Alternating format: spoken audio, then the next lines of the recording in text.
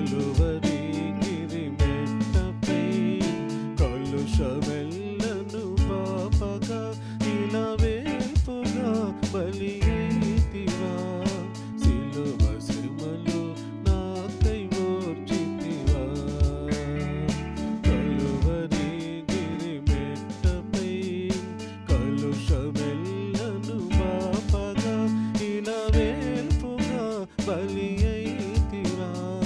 సిలువ శ్రమలు నాకై ఓర్చితివా. కలువరి గిరిమెట్టపై.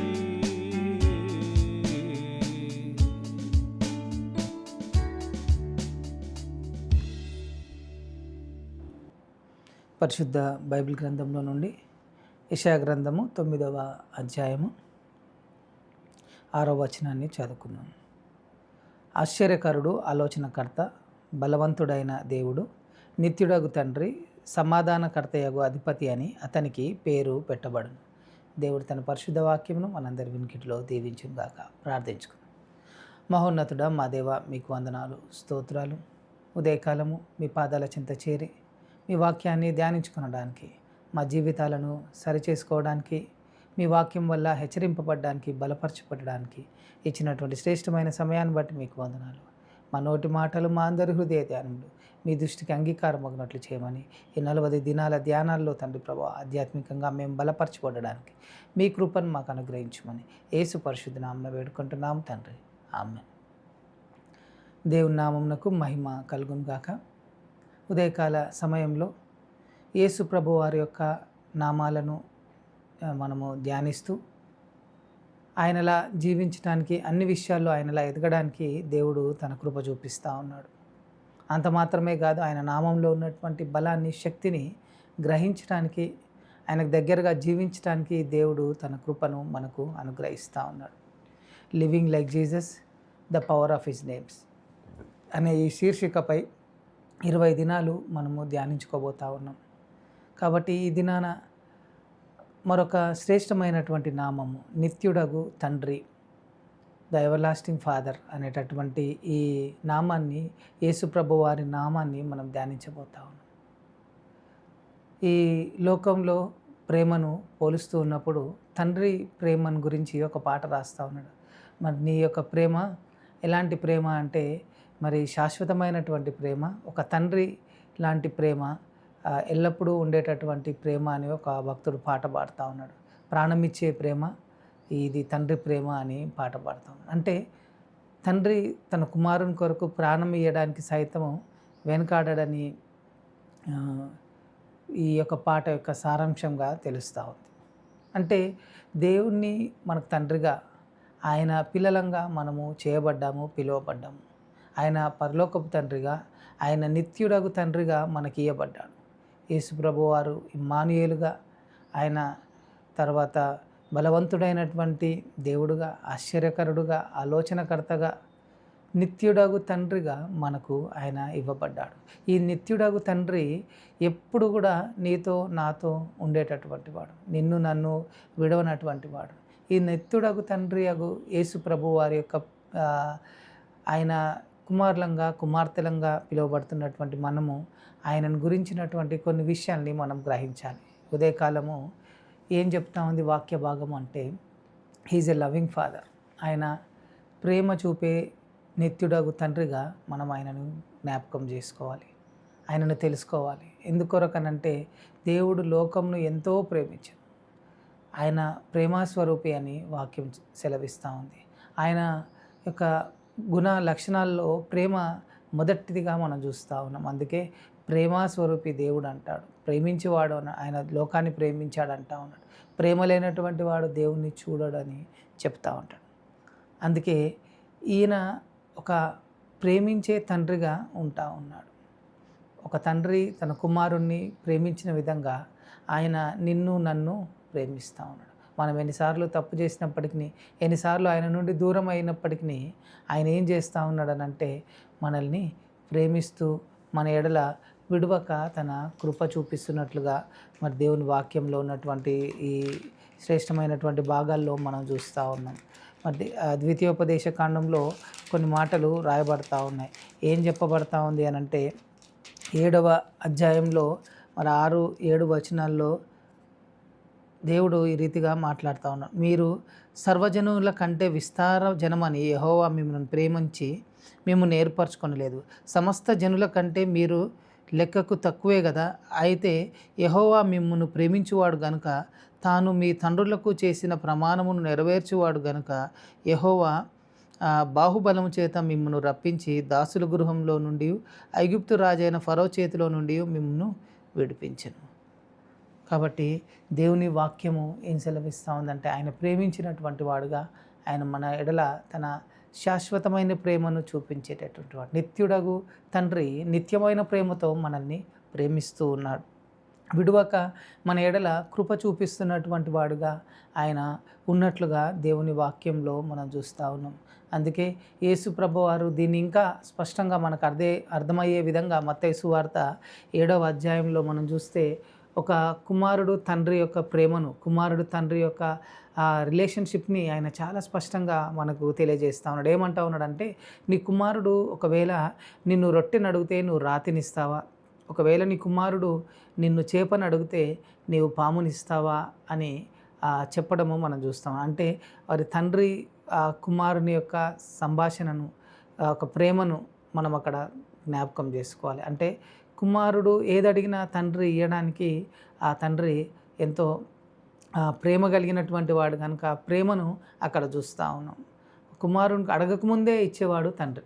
అంటే అడిగే వరకు తండ్రి చూసుకున్నాడు, కానీ మరి తల్లి చూసుకున్నది కానీ మనం చూస్తే మన పిల్లల గురించి వారు అడగకముందే వారి ఆకలిని ఎరిగిన వారంగా, అడగకముందే వారి అక్కరిని ఎరిగిన వారంగా మనం ఉంటా ఉన్నామంటే అది కేవలము ప్రేమకు చిహ్నంగా, ప్రేమకు సూచనంగా తెలియజేస్తాం. ఒక మరి భౌతికపరమైనటువంటి తండ్రులంగా, ఈ లోకపరమైనటువంటి తండ్రులంగా ఉన్న మనమే అంత ప్రేమను చూపిస్తే పరలోకపు తండ్రి, నిత్యుడగు తండ్రి నీ ఎడల నా ఎడల ప్రేమను ఏ రీతిగా వెల్లడిపరుస్తాడు.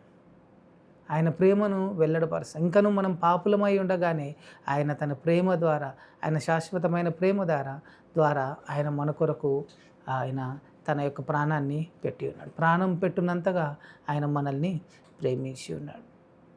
కాబట్టి తండ్రి ప్రేమ, ఆ నిత్యుడగు తండ్రి ప్రేమ ఎంతో శాశ్వతమైనటువంటిదని మనము జ్ఞాపకము చేసుకోవాలి. మనందరికీ తెలిసినటువంటి బైబిల్ యొక్క ఉదాంతంలో మరి తప్పిపోయిన కుమారుని యొక్క ఉపమానాన్ని మనం ఆలోచన చేస్తే అక్కడ తండ్రిని విడిచి వెళ్ళిన కుమారుడు ఎప్పుడు తిరిగి వస్తాడా అని తండ్రి ఎదురు చూస్తూ ఆ కుమారుడు రానే వచ్చాడు. తండ్రి అతన్ని చేర్చుకొనడానికి ఆయన పరిగెత్తుకొని వెళ్ళి ఆ కుమారుడిని పట్టుకొని ముద్దు పెట్టుకొని ఆ కుమారుడిని చేర్చుకున్నాడు. అంత ప్రేమ తండ్రి ప్రేమ అని మనం జ్ఞాపకం చేసుకోవాలి. ఈ దినాన నువ్వు అలాంటి పరిస్థితిలో నీవు ఉంటే, నీ తండ్రికి దూరంగా ఉంటే, నీ తల్లికి దూరంగా ఉంటే ఒకసారి ఆ పరమ తండ్రిని, నిత్యుడగు తండ్రిని జ్ఞాపకం చేసుకో. ఆయన నిన్ను ఎంతగా ప్రేమిస్తూ ఉన్నాడో జ్ఞాపకం చేసుకో. ఆ ప్రేమకు వెలగట్టలేము మనము, ఆ ప్రేమను వర్ణించలేము. ఆ ప్రేమను మనము కేవలము రుచి చూచి మాత్రమే ఎరగగలుగుతాం. కాబట్టి ఇది ఒక తండ్రి ప్రేమగా, ఆ నిత్యుడగు తండ్రి ప్రేమగా మనకు ఇవ్వబడతా ఉంది. ప్రియ దేవుని సంగమా, ఈ ఉదయకాలము ఆయన నిత్యుడగు తండ్రిగా, ఆయన నిత్యుడగు ప్రేమించే తండ్రిగా ఆయన ఉంటా ఉన్నాడు. రెండవది, హీఈస్ ఎ కేరింగ్ ఫాదర్. ఆయన మనల్ని ప్రతినిత్యము చూచుకునేటటువంటి వాడు, కంటి రెప్పలా కాపాడేటటువంటి వాడు, మనకు సమస్తాన్ని సమకూర్చే తండ్రిగా, సమస్తాన్ని మనకిచ్చే తండ్రిగా ఆయన ఉంటా ఉన్నాడు. ఇంతకుముందు మత్తయి సువార్తలో యేసు ప్రభు వారు చెప్పినటువంటి ఉదాంతాన్ని నేను చెప్పి ఉన్నారు. ఒక కుమారుడికి తండ్రి ఏ రీతిగా శ్రద్ధ వహించి తన అక్కర్లు తీరుస్తాడో, తన ఆకలి తీరుస్తాడో మనం చూస్తూ ఉన్నాం. అంత మాత్రమే కాదు, కానీ మరి మన పరమ తండ్రి మనకు సమస్తాన్ని ఇచ్చేటటువంటి, సమస్తాన్ని సమకూర్చేటటువంటి, మన ఒక శ్రద్ధ వహించేటటువంటి తండ్రిగా ఆయనను గురించినటువంటి మాటలు మనకు అక్కడ కనపడతా ఉన్నాయి. అందుకే యేసుప్రభు వారు ఇక్కడ ఏమంటా ఉన్నాడనంటే, ఆయన ధోని ఎక్కి ఆ అంబరమున్న తలగడ మీద తలవాల్చుకొని నిద్రించుచుండెను. వారు ఆయనను లేపి, బోధకుడా, నశించిపోవచ్చున్నాము, నీకు చింత లేదా అని ఆయనతో అనిరి. అందుకు ఆయన లేచి గాలిని గద్దించి నిశ్శబ్దమై ఊరకుండమని సముద్రంతో చెప్పగా గాలి అణిగి మిక్కిలి నిమ్మలమాయను. యేసు ప్రభువారు ఆ దోణిలో ఉన్నప్పుడు ఆయనతో శిష్యుల అన్నటువంటి మాట, నీకు శ్రద్ధ లేదా, నీకు చింత లేదా, నువ్వు మమ్మల్ని పట్టించుకోవా అనేటటువంటి ఆలోచనతో వారు యేసు ప్రభువుని ప్రశ్నించినట్లుగా మనం చూస్తూ ఉన్నాం. ఆ పరమ తండ్రే, ఆ నిత్యుడగు తండ్రి వారితో ఉన్నాడన్నటువంటి ఆ సత్యాన్ని వారు గ్రహించలేనటువంటి పరిస్థితిలో ఉంటా ఉన్నారు. ఆయనే మనతో ఉండగా, ఆయన మన ధోనిలో ఉండగా మనకేం చింత, మనం ఆయన మన ధోనిలో, ఆయన మనతో ఉంటే మనకేమి కొదవల. ఈ లోకంలో నీవు నాకుండగా నాకేది అక్కర్లేదని కీర్తనకారుడు అంటూ ఉండగా, ఈరోజు దేవుని వాక్యము మనకేం సూచిస్తూ ఉందంటే, ఆయన ఒక కేరింగ్ ఫాదర్గా నీ పట్ల నా పట్ల శ్రద్ధ వహించేటటువంటి తండ్రిగా ఉంటా ఉన్నాడు. మరి కేర్లెస్ ఫాదర్గా చాలా తక్కువ ఉంటారు. ఎవరు కూడా పిల్లల్ని పట్టించుకోకుండా ఉండేవారు చాలా అరుదు. మరి కుమారులను కుమార్తెలను అందరూ కూడా ఎంతో శ్రద్ధ కలిగి వారిని చూసుకునేది మనం చూస్తూ ఉంటాం. ఎంతగా అంటే మరి సమస్తాన్ని వారికి చేసేవారుగా తండ్రులు తల్లులు ఉండడం మనం చూస్తూ ఉంటాం. ఈ సమయంలో యేసు ప్రభు వారు కూడా మనం అడిగిన దానికంటే, ఊహించిన దానికంటే అధికంగా ఆయన ఇచ్చేవాడు మనకు. ఒక కేరింగ్ ఫాదర్గా ఆయనని బైబిల్ గ్రంథము మనకు తెలియజేస్తూ ఉంది. ఆయన మనకు సమస్తాన్ని సమకూర్చే తండ్రిగా, ప్రేమించేవాడిగా మాత్రమే కాదు. ప్రేమ అంటే కేవలము ఒక మాటల్లో వెళ్ళబుచ్చడం, ఒక ముద్దు పెట్టి నువ్వు నా కుమారుడివి, నాకు ఇష్టం నువ్వు అని చెప్పడం మాత్రమే కాదు, కానీ వారి కొరకు సమస్తాన్ని చేసేవాడిగా, వారి పట్ల శ్రద్ధ వహించేవాడిగా, వారికి సమస్తాన్ని ఇచ్చేవాడిగా ఆయన ఉన్నట్లుగా మనం చూస్తూ ఉన్నాం. అందుకే మత్తయి సువార్త 6వ అధ్యాయంలో 31 వచనాల నుండి అక్కడ ఏం చెప్పబడుతుంది అని అంటే, ఆయన మీరు చింతించుట వలన ఏమీ చేయలేరు, మీరు చింతించుట వలన మీ ఎత్తును మూరెడు పెంచుకొనలేరు, అంత మాత్రమే కాదు మీరు ఏది కూడా చేయలేరు. కేవలం మీరు చేయవలసింది ఏంటంటే చింత యావత్తు ఆయన మీద వేయాలి. ఎందుకంటే ఆయన మిమ్మల్ని పట్టించుకునేటటువంటి వాడు, ఆయన మిమ్మల్ని పోషించేటటువంటి వాడు, ఆయన మీకు సమకూర్చేటటువంటి వాడు అని మనం జ్ఞాపకం చేసుకోవాలి. అందుకే యేసుప్రభు వారు ఏమంటాడంటే, ఆకాశ పక్షులను చూడండి, అవి విత్తవు, కోయవు, కొట్లలో సమకూర్చుకొనవు, కానీ పరలోకపు తండ్రి వాటిని పోషిస్తూ ఉన్నాడు, వాటికంటే మీరు శ్రేష్ఠులు కారా అంటా ఉన్నాడు. వాటికి గోడౌన్స్ లేవు, వాటికి స్టోర్స్ లేవు, వాటికి ఏం మార్ట్స్ లేవు, మనకు మాత్రం సమస్తం ఉన్నాయి. మరి మనం వాటికంటే శ్రేష్ఠులం. వాటినే మన పరలోకపు తండ్రి పోషిస్తుంటే మనను పోషించడా? ప్రియం దేవుని సంగమా, ఉదయకాలాన ఆయన కేరింగ్ ఫాదర్గా ఉంటా ఉన్నాడు. చివరిగా 3వదిగా ఈజ్ ఎ ఫెయిత్ఫుల్ ఫాదర్. ఆయన ఒక విశ్వాసపాత్రుడైనటువంటి తండ్రిగా తనను తాను మనకు చూపించుకుంటా ఉన్నాడు. ఆయన మనల్ని ఎత్తుకునేటటువంటి వాడిగా, మనల్ని ముదిమి వచ్చే వరకు మనను ఆయన పట్టుకునేటటువంటి వాడిగా, ఎత్తుకునేటటువంటి వాడిగా, విడవక ఎడబాయక మన ఎడల కృప చూపించేవాడిగా, ఆ తండ్రిగా ఆయన ఉంటా ఉన్నాడు. అంత ప్రేమించే తండ్రి, శ్రద్ధ వహించే తండ్రి, ఒక విశ్వాసపాత్రుడైనటువంటి తండ్రిగా ఆయన ఉంటా ఉన్నాడు. ఎట్లా అంటే, ఆ కుమారుడు లెక్క ప్రకారము నాకు నీకు సంబంధం లేదు, నీవు నేను తండ్రి కుమారులంగా ఉండకూడదని అన్నీ తీసుకొని భాగం తీసుకొని వెళ్ళిపోయినప్పటికీ ఆ కుమారుణ్ణి ప్రేమిస్తున్న తండ్రి ప్రేమను మనం అక్కడ చూస్తా ఉన్నాం. అదే రీతిగా నువ్వు ఆయన దగ్గర నుండి దూరంగా వెళ్ళిపోయినప్పటికీ, ఆయన దగ్గరికి రాకపోయినప్పటికీ, ఆయనతో మాట్లాడకపోయినప్పటికీ, ఆ పరమ తండ్రి నీ కొరకు నా కొరకు వేచి చూస్తూ ఉన్నాడు. తన కనులెత్తి నా కుమారుడు ఎప్పుడొస్తాడు, నా కుమారుడు తిరిగి వస్తాడేమో అనుకొని మరి ఎంతకాలంగా ఎదురు చూస్తూ ఉన్నాడో ఆ తండ్రి మనకైతే తెలియదు. కానీ ఎవరు కనిపించినా ఒకవేళ దూరం నుంచి చూసి నా కుమారుడేమో అనుకొని కొన్నిసార్లు కిందికి దిగిన పరిస్థితి ఉండవచ్చేమో, కానీ ఆ కుమారుణ్ణి ఆయన కనిపెడుతూ ఉంటాడు. మన యొక్క తండ్రి, ఆయన పరమ తండ్రి, ఆ యొక్క ఫెయిత్ఫుల్ ఫాదర్గా ఆయనని బైబిల్ గ్రంథము మనకు తెలియజేస్తూ ఉంది. కాబట్టి దేవుని వాక్యము ఏం సెలవిస్తూ ఉంది అని అంటే, చూడండి, రోమీలకు రాసినటువంటి పత్రిక 8వ అధ్యాయం 15వ వచనంలో, ఏలైనగా మరలా భయపడుటకును మీరు దాస్యపు ఆత్మను పొందలేదు కానీ దత్తపుత్రాత్మను పొందితిరి. అయితే ఆ ఆత్మ కలిగిన వారమై మనము అబ్బా తండ్రి అని మొరపెట్టుచున్నాము. మనము దేవుని పిల్లలమని ఆత్మ తానే తన ఆత్మతో కూడా సాక్ష్యం ఇచ్చుచున్నాడు. మనం దేవుని పిల్లలము, దేవుని వారసులము. ఆయన మన ఎడల తన యొక్క ప్రేమను వెల్లడిపరిచి ఉన్నాడు, తన శ్రద్ధను వెల్లడిపరిచి ఉన్నాడు. తన యొక్క విశ్వాస పాత్రుడైనటువంటి తండ్రిగా మన ఎడల ఉంటా ఉన్నాడు. నువ్వు తప్పిపోయినా నీ ఎడల ఆయన కనిపెడుతూ నీ కొరకు ఎదురు చూస్తూ ఆయన నిన్ను ప్రేమిస్తూ నీకు ఒక విశ్వాసపాత్రుడైనటువంటి తండ్రిగా ఆయన ఉన్నట్లుగా దేవుని వాక్యంలో మనం చూస్తూ ఉన్నాం. కాబట్టి ఆయనను మనం తండ్రి అని పిలుచుకొనడానికి దేవుడు తన కృప చూపించి ఉన్నాడని అపోస్తుడైనటువంటి పౌలు చెప్పినటువంటి మాటలను మనము జ్ఞాపకము చేసుకుందాం. కాబట్టి ఈ రీతిగా మరి దేవుడు మనకు ఆ పరమ తండ్రిగా, ఆయన నిత్యుడగు తండ్రిగా ఆయన ఉంటూ మనల్ని బలపరుస్తూ ఉన్నాడు. అంత మాత్రమే కాదు, ఆయన ఒక లవింగ్ ఫాదర్గా, కేరింగ్ ఫాదర్గా, ఫెయిత్ఫుల్ ఫాదర్గా మన నుండి నడిపిస్తూ ఉన్నారు. ఈ దినాన ఆయనని తండ్రిగా నువ్వు యాక్సెప్ట్ చేయకపోతే ఆ నిత్యుడగు తండ్రి సన్నిధిలో నువ్వు సమర్పించుకో.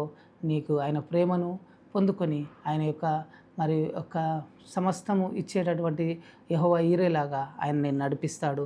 నీ యొక్క విశ్వాసపాత్రమైనటువంటి తండ్రిగా ఆయన ఉంటాడు. ఈ కొద్ది మాటలు దేవుడు మనందరి వెనుకల్లో దీవించుగాక. ప్రార్థించు. మహోన్నతుడ మా దేవ, మీకు వందనాలు, స్తోత్రాలు. ఉదయకాలం మాకు ఇచ్చిన శ్రేష్టమైన సమయాన్ని బట్టి మీకు వందనాలు. నిత్యుడవగు తండ్రి మీకు వందనాలు.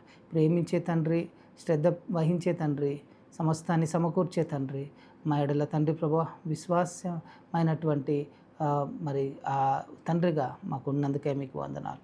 మా తండ్రి విడువకి ఎడబాయక మా ఎడల కృప చూపుతున్నందుకు మీకు వందనాలు. ఉదయకాలాన్ని బట్టి మీకు వందనాలు. ఈ వాక్యం మా హృదయంలో ఫలించలాగున మీ కృపను మాకు అనుగ్రహించమని యేసు పరిశుద్ధ నామమున వేడుకుంటున్నాము తండ్రి, ఆమేన్. తండ్రి, కుమార, పరిశుద్ధాత్మ త్రియేక దేవుని దీవెన, ఆయన కృపా సమాధానములు మనకు, మన కుటుంబాలకు ఇప్పుడు ఎల్లప్పుడు సదాకాలం తోడై ఉండును గాక. ఆమేన్.